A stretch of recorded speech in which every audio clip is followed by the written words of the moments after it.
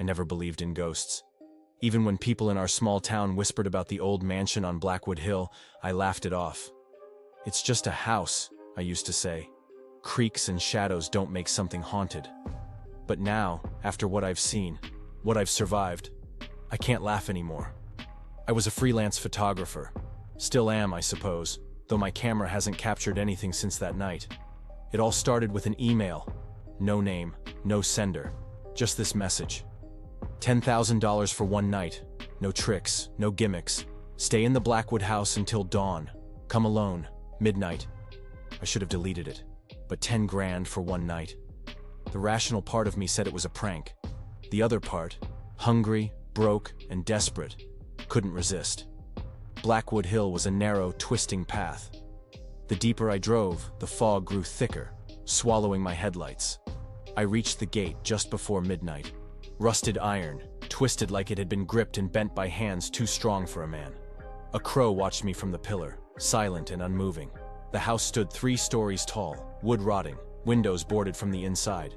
The front door creaked open before I touched it. I half laughed. Great. Automated scare tactics. But there was no technology here. I stepped inside. The moment I crossed the threshold, everything changed. The air was thick, wet, and smelled like something dead had been left to rot for decades. The floorboards under my boots moaned with each step. Not the usual squeak of old wood, but a slow, agonized sound like something in pain. The door slammed shut behind me. I turned, locked, no knob, just wood, like it was never meant to open again. I was alone. At least, I thought I was. The foyer was lined with portraits, all of them unnerving, not because of the age or style, but because their eyes followed me. I swear they moved slightly when I wasn't looking. A family, mother, father, 3 daughters, each with the same strange, pale eyes. No one smiled. Their mouths were sealed. Sewn? I leaned in. Yes, the stitches were painted. Or were they? Then I saw the one at the far end. It was me. Same jacket, same scar on my brow, same camera bag. But I had never posed for it. It was dated, 1897. I turned a corner and entered a long hallway.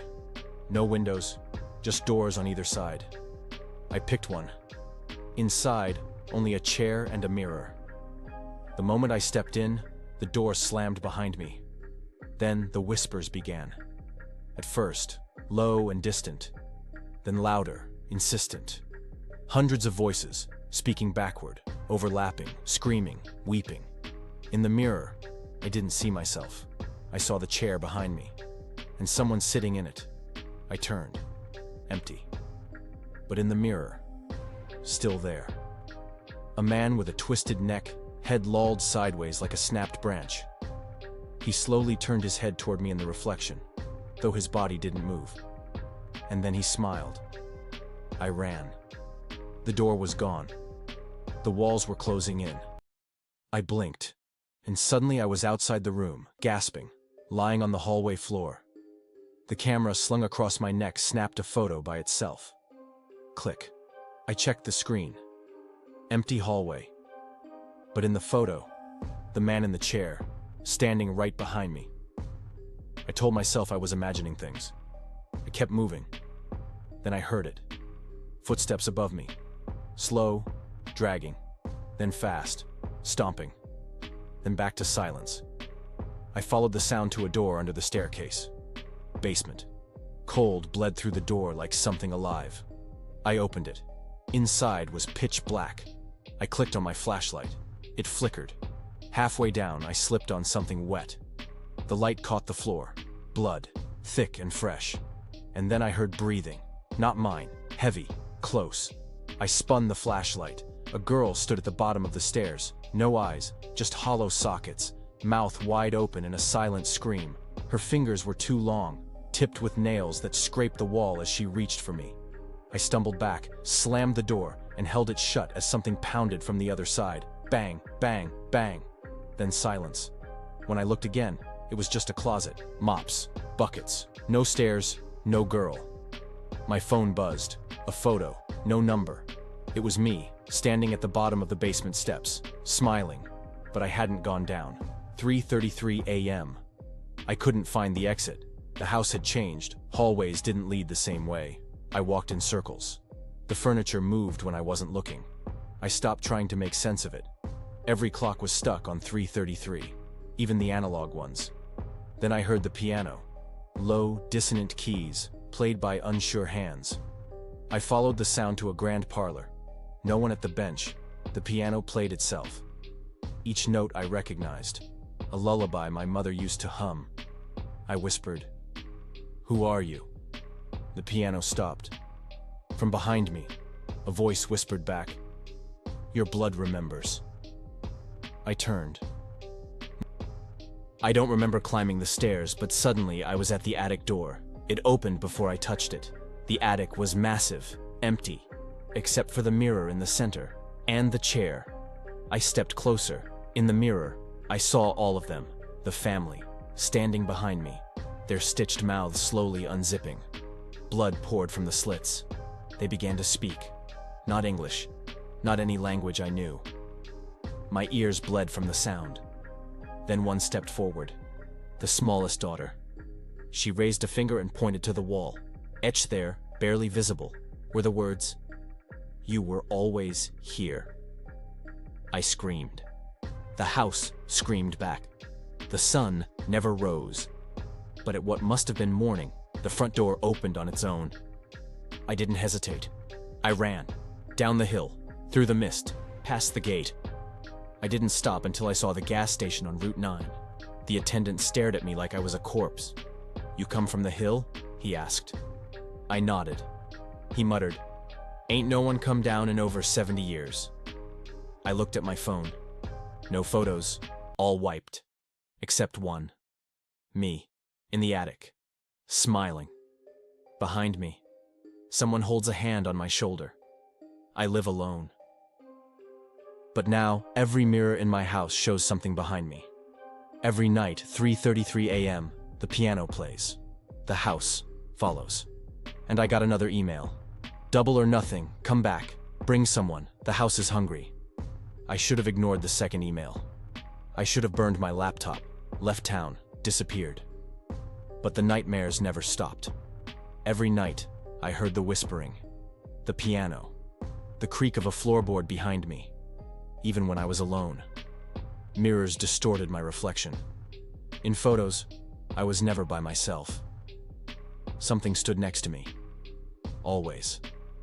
I wasn't the same. Neither was the world around me. Shadows stretched too long. Birds stopped singing when I walked past. The smell of rotting wood followed me everywhere. And worst of all, every clock, every device, always flickered to 3:33 a.m., even if I unplugged them. Then one night, something knocked on my bedroom window. I live on the 3rd floor. When I opened the curtain, I saw her, the youngest daughter from the portrait. Hollow eyes, stitched smile. She didn't move. She didn't blink. She just held up a sign. "You left the door open." I contacted Jesse. He was a ghost hunting podcaster. Arrogant, loud, a skeptic, but the best at what he did. When I told him what happened, he laughed. "You want to go back? You think it's haunted? Great. I'll film it, stream it. Millions of views." He brought 3 more with him.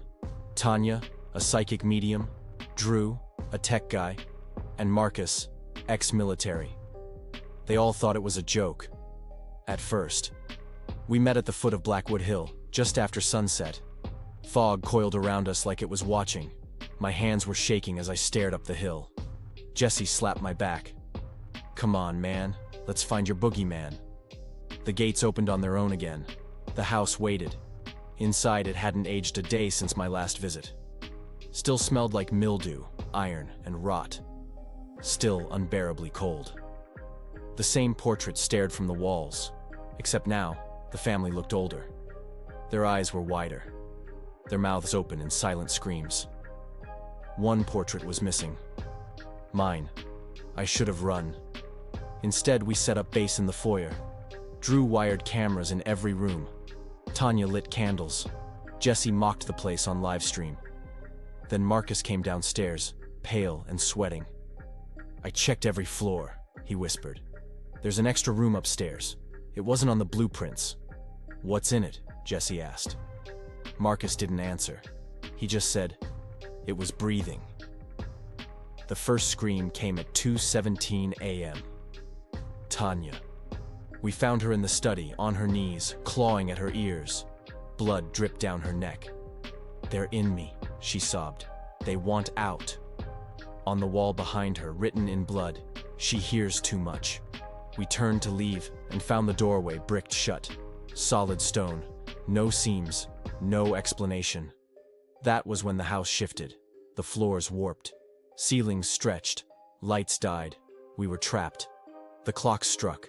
Doors slammed open across the house, and the piano began to play.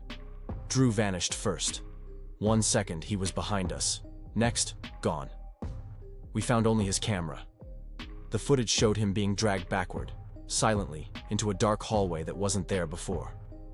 In the last frame, his mouth opens in horror. Something crawls into it. We regrouped in what used to be the dining room. Now, it was crimson. Every surface covered in wet, red wallpaper that pulsed like skin. In the center sat a table. Plates set, food rotten, maggots squirming, and seated at the head was me. Or a version of me. Grinning, mouth torn wide open, empty eyes, a second face pushing from beneath the skin of the first. It whispered, "We are so glad you came back." I ran. Jesse and I found ourselves in the nursery, toys scattered, a crib, mobile spinning, laughter echoed, then screaming, then silence. He stepped toward the crib. I begged him not to. Inside was a doll, black-eyed, mouth sewn. As he reached for it, it blinked, and a third eyelid opened on its forehead. It whispered, "Daddy." The crib collapsed, dragging Jesse with it into the floor, which became a hole, gone, swallowed whole. Only Marcus and I remained. We found the attic stairs again, though they weren't where they used to be. This time, they went up forever, steps repeating, like a spiral that defied reality. At the top, a room, the mirror, the chair. But this time, something else. A wall of faces, hundreds, thousands, staring out, screaming silently. All the people who had come before. Ghost hunters, skeptics, daredevils. Some of them I recognized. One of them was Marcus. He turned to me, hollow-eyed. "I was always here." He attacked. I barely escaped. I don't know how. I woke up in the field below Blackwood Hill. The house was gone. No fog, no gate. Just the sound of wind and the ticking of a pocket watch in my hand, set to 3:33 a.m. I never saw Jesse, Drew, Marcus, or Tanya again. Not in person. But they visit. In my dreams, in mirrors, in photos. Last week, I opened a drawer and found that missing portrait from the house. It's updated. Shows me, sitting in the chair. Eyes gone. Stitched smile. And behind me? You.